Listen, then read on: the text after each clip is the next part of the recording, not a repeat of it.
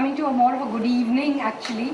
And I know like it's the fag end of the day and everyone is thinking more about the traffic in Bombay.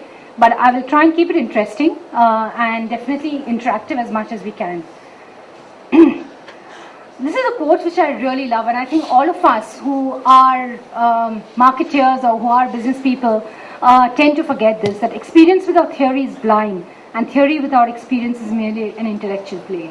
It is so often that we talk about a lot of theories but don't know the actual value of the theory when it's put into practice and vice versa.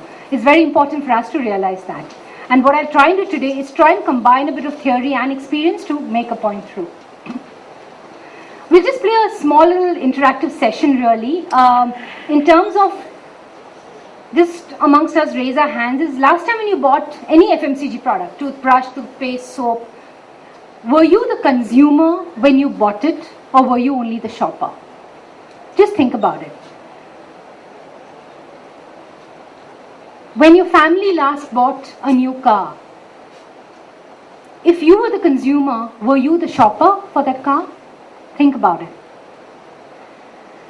When insurance policy was bought for you or your child or your family or your parents or your grandparents, did you buy it or did someone buy it for you at a point in time?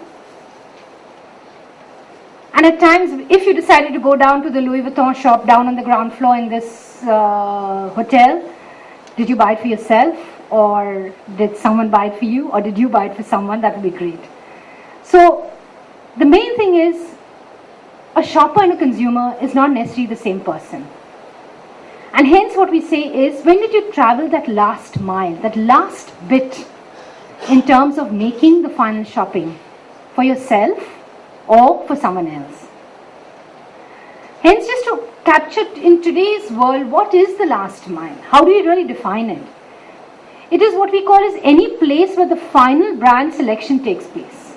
And in today's world, it doesn't necessarily have to be a shopping market or a kirana shop. It could be the car showroom. It could be a doorstep when a door-to-door person comes to your place to sell something. It could be the telecall to an agent, which could be the last mile.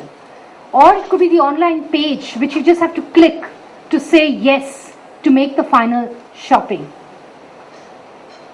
And hence, shopping today could be the walk down to the kirana shop, being driven down by a chauffeur to a Louis Vuitton boutique, or the final call to make the final purchase, or the final click on the net. So shopping is not necessarily a physical movement that you need to do.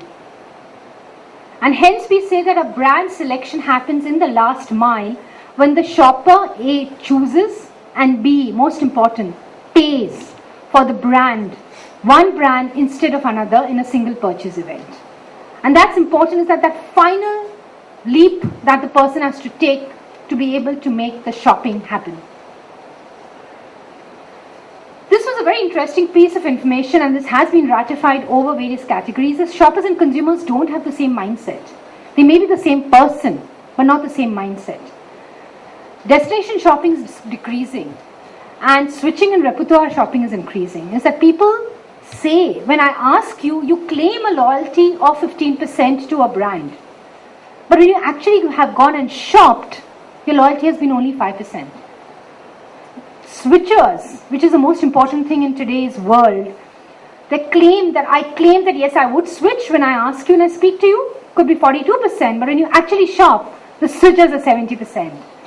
So how much soever money we say we spend on brand building activities, which is not at the last mile, most of it tends to go out down the drain when we are not able to convert it into a shopping as we described it earlier in the last mile.